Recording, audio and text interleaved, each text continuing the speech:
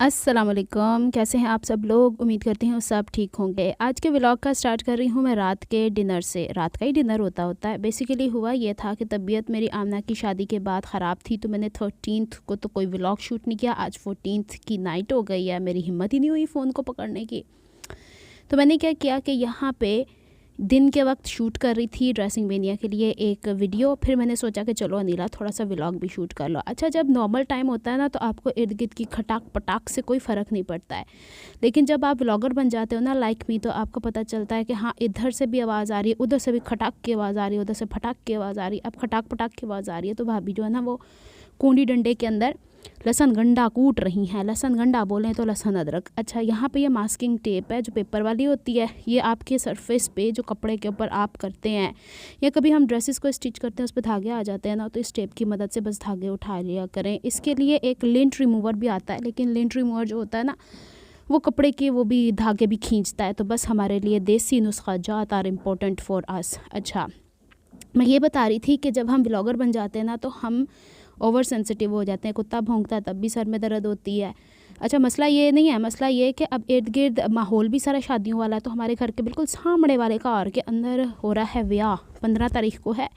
तो उन लोगों ने ना वो धम मचाई हुई है, टोले माइये गांधी फिरती हैं। लेकिन टोले माइये पहले होते थे, जो मेरी पंजाबी बहनें वो रिलेट कर सकती हैं। आजकल तो हिप हॉप टाइप का सबको चलता है, मतलब शोर शराबा हु हा ही करके, जो मतलब है ना, तो एक ज़ोर से आवाज़ आती थी थोड़ी देर बाद, जैसे उनके पेट में कोई मरोड़ उठता था। मुझे तो ऐसा ही महसूस हुआ।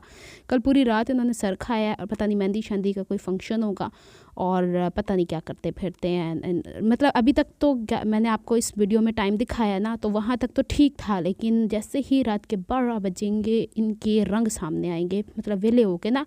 अच्छा, ये नहीं कि बच्चे सो जाएं, पहले ज़माने में बच्चे सो भी जाया करते थे, अब तो बच्चे दू बदू माओ के शाना बशाना शोर मचाते हैं। चले शादी ब्याह सब कुछ चलता है।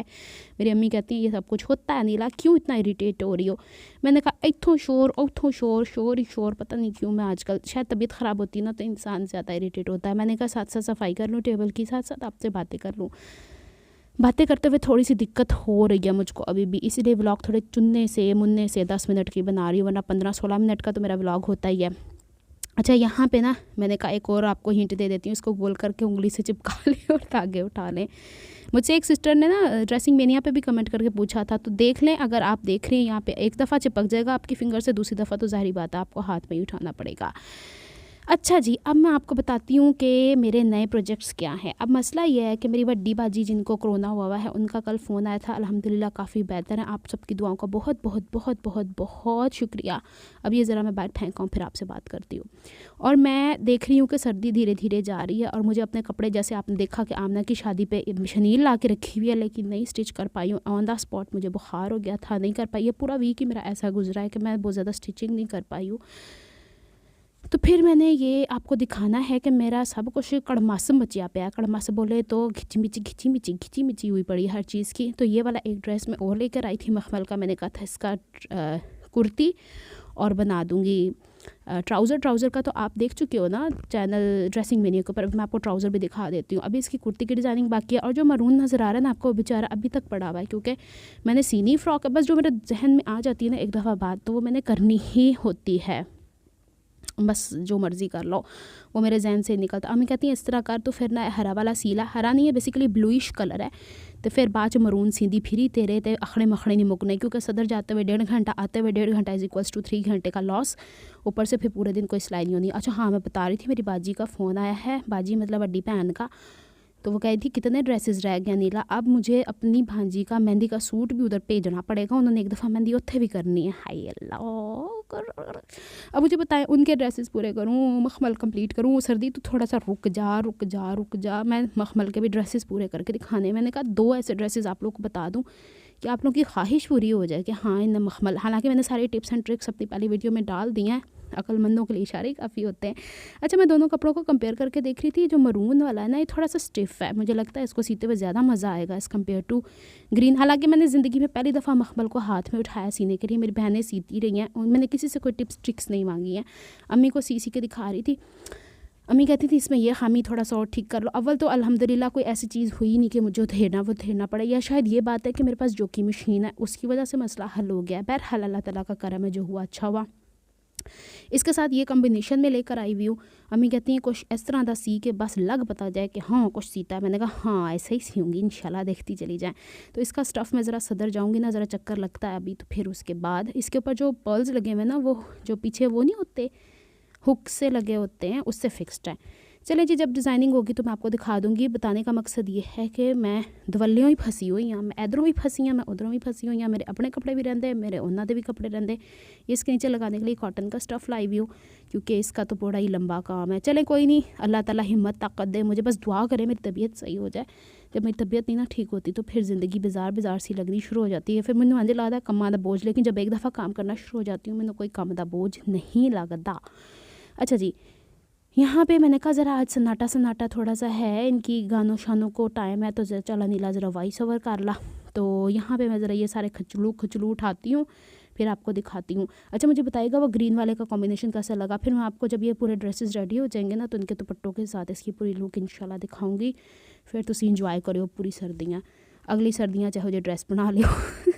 अच्छा वो वाला जो ड्रेस है ना वो मेरी सिस्टर का, अभी मेरी सिस्टर के 2 ड्रेसेस बाकी हैं स्टिच होने वाला, और एक मेहंदी वाला ड्रेस जो मेरी भांजी का है जो मुझे भेजने हैं। और उसके अलावा जो दूसरी ज्वेलरी चूड़ियाँ सब कुछ ख़रीदना है ना वो अभी बाकी है। तो मैं ज़रा तबीयत का ही कर रही थी कि बार बार मैं चक्करें शक्करें ना लगाऊं बाज़ार में, पता लगे कुछ ना कुछ बन जाए।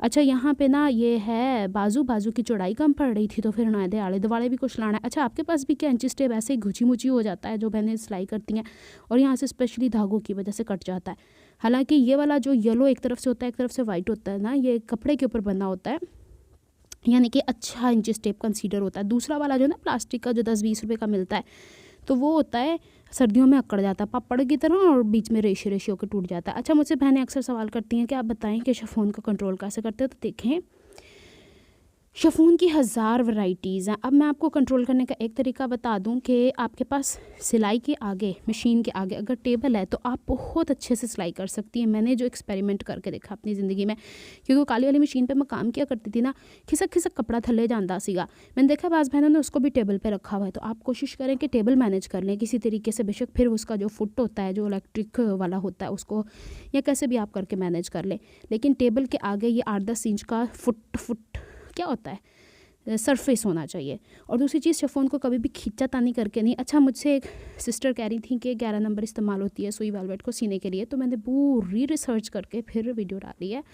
तो शिफॉन के लिए भी मैंने इस मशीन की एडजस्टमेंट्स ऐसे करवाई हैं कि मेरी 16 नंबर की मशीन से शिफॉन भी सिलेगा, शनील भी सिलेगा, कॉटन भी सिलेगा, लॉन भी सिलेगा। लेकिन यहाँ पे टांके का साइज़ मैंने 3 रखा है, 2.5 नहीं रखा। 2.5 रखूँगी बहुत वो फिर चुना मुन्ना सा टांका हो जाता है। और बाज़ ये जो ऊपर होता है ना रिंग सा, जिसको अंदर से धागा यूँ गोल गोल घूम के आता है, तो इसको भी थोड़ा लूज़ कर लिया करें। मतलब मशीनों के अंदर एडजस्टमेंट्स करनी पड़ती हैं। लेकिन मैं अपने मैकेनिक जब घर पर आए थे ना, उन्होंने मैं हर कपड़ा फड़ाता सी, मैं कहा एदे भी चलाओ, एदे भी चलाओ, एदे भी चलाओ। वो हंस पड़ा, कहता ठीक है आपने अब आइंदा से 16 नंबर के अलावा कोई भी सुई नहीं इस्तेमाल करनी है। मैं आपको सारी, उसको पता चल गया ना कि बंदी काम करने वाली, वरना होता है ना कोई इस तरह का, तो उनको फिर ये आय शाएँ करके टाल के ही चले जाते हैं। तो बस ये चीज़ें मैं आपको साथ साथ बताती रहती हूँ। अब मैंने ये जोड़ वो लगाए हुए थे जो कि कमीज़ की साइड से फिटिंग से बचे हैं। इसकी आपको ड्रेसिंग भी नहीं, यहाँ पे वीडियो पहले आपको ये व्लॉग मिलेगा, फिर इसकी वीडियो मिलेगी कि मैं क्या करतूत कर करके दिखा रही हूँ आपका कारनामे। अच्छा मैंने ओवरलॉक कर लिया हुआ है। अच्छा ओवरलॉक कोशिश की जाती है कि सेम थ्रेड का किया जाए, लेकिन अब मेरे पास वाइट ही कलर अवेलेबल है तो इट्स नॉट बिग इशू। तो मैं इसको पहले ऐसे ही हमेशा आयरन करती हूँ और फिर सिलाई का मार्जिन सारा मैंने छोटे वाले हिस्से की तरफ करके, क्योंकि छोटे वाला हिस्सा सिर्फ आर्म पिट की तरफ से, आर्म होल की तरफ से या मोढे की तरफ आएगा। बाजू के आगे तो चौड़ाई कंप्लीट ही थी। बाजू की लेंथ 18 इंच बनी है, लेकिन ठीक है इट्स ओके। और इसको यूँ मरोड़ के सामने की तरफ से प्रेस कर लूँगी, क्योंकि मुझे अस्तर वाला स्टिच करना है। मुझसे बहनों ने पूछा है कि अस्तर को आप कैसे कट करती हैं, शिफॉन के ऊपर अस्तर को कैसे मैनेज करती हैं। तो देखें आधी चीज़ें मैंने आपको यहीं बता दी हैं। मुड़े कोई बैलेंस कर रही हूँ, बाजू की कोई शेप कट नहीं किया। तो बाकी डिटेल्स आप जो बहनें रेगुलर मेरी व्यूवर हैं वहाँ पे ड्रेसिंग मीनिया पे तो देखिएगा, वहाँ पे सारी डिटेल्स मैंने ऐड करनी है। लेकिन यहाँ पे भी तो कुछ बताने को चाहिए था ना मुझे आपको, तो मैंने ये सब कुछ किया है। अच्छा सांस मेरा इसलिए चढ़ रहा है कि मेरा ना कहीं अंदर ही अंदर गला ख़राब है, तबीयत बेजार है इस वक्त, क्योंकि सर्दियाँ जब जा रही होती ना मुझे पता नहीं क्या हो रहा होता है। सर्दियाँ आ रही होती तब भी मुझे पता नहीं क्या हो रहा होता है। अच्छा जी, हो जाएगा 1-2 दिन में सही। यहाँ पे ये काम कर रही थी, फिर मैंने आपको दिखाना है कि मेरे और क्या-क्या कारनामे। ये कैन रखा हुआ है, फ्रॉक के नीचे लगाना है। अभी देखिए ये सारे खिलारे हैं, अभी मैं आपको दिखाती हूँ। ये मेरी बहन का ड्रेस है जो कि कंप्लीट स्टिच होने वाला बाकी है, हो सकता है आज रात को ये कंप्लीट हो जाए। और ये रेड ड्रेस है, इसका एप्लिक होने गया हुआ है, सुबह मैंने मार्केट जाना है, एप्लिक लेके आना है। इसके साथ ये ग्रे वाले की आपने शलवार देख लिया, मेरी शर्ट स्टिच होने वाली है। ये वो पैटर्न है जो मैंने वेलवेट के ऊपर आपको ट्राउज़र का करके दिखाया हुआ है। और यहाँ पे मैं आपको एक लेस दिखाती हूँ जो बड़ी अच्छी लगी थी, लेकिन आई फ़ील कि इसकी प्राइस 250 पर यार्ड बड़ी महंगी पड़ी। और जब भी मैं ड्रेस को लेने जाती हूँ कोई और कलर उठा के ले आती हूँ, पर्पल मुझे लेने का याद ही नहीं रहता। तो ये लेस मैंने सामने रखी है, सुबह मैंने रिटर्न करनी है। मैं लेस वाले को अब कुछ खैर बात कह रही हूँ क्योंकि बहुत सारा मैं काम कर चुकी हूँ। और ये मेरी इस्त्री है और ये सारे खिलारे जो मैंने आपको दिखाने थे इंशाल्लाह थोड़ी बेहतर। ये मेरे सॉक्स पड़े हुए जो मैं उतार के यहाँ रखती होती हूँ। और यहाँ पे मैं बैठ जाती हूँ अपनी मशीन के ऊपर क्योंकि हमेशा मुझे देखो ही सुकून पैंदा है। वो मेरा ट्राईपोड गोरिल्ला ट्राईपोड पड़ा हुआ है, हर चीज़ मैंने इर्द गिर्द बचा के और रखी हुई है। और इस वक्त जब मैं बैठी हुई थी यहाँ पे तो रात के 11:30 और थे। मैंने ये ड्रेस वेयर किया हुआ है, ये भी मैंने आपको ड्रेसिंग में यहाँ पे दिखाया हुआ था। पिनटक्स पड़े हुए हैं, प्लीट्स हैं। और ये देखें जब हम कपड़े स्टिच करते हैं ना तो इंज चिपकदे आके सारे सानून जिस तरह ना साढ़े बेस्टी होते हैं, बेस्ट किस्म के फ्रेंड होते हैं, जिगरी यार होते हैं। ये देखें नहीं भाई 11:45, हाँ 11:45 हो रहे हैं। एनीवेज़ अब जब मैं वॉइस ओवर कर रही हूँ तो टाइम तो बढ़ गया हुआ है। और वो नीचे आपको नज़र आ रहा है मेरा लैपटॉप और नलकियों का डब्बा। और मेरी बहन मुझसे पूछ रही थी आप अपनी सामान की चीज़ें, तो मेरा यही रूम है, यहीं सोती हूँ, यहीं उठती हूँ, यहीं जागती हूँ। मेरा 24 घंटा यहीं गुजरता है, सिवाय 1-2 मिनट के या वो चंद घंटे जो मैं बाहर गुजार के आती हूँ। चले मिलती हूँ किसी नेक्स्ट वीडियो में। अपना बहुत सारा ख्याल रखिएगा, मुझे दुआओं में याद रखिएगा। अल्लाह हाफिज़।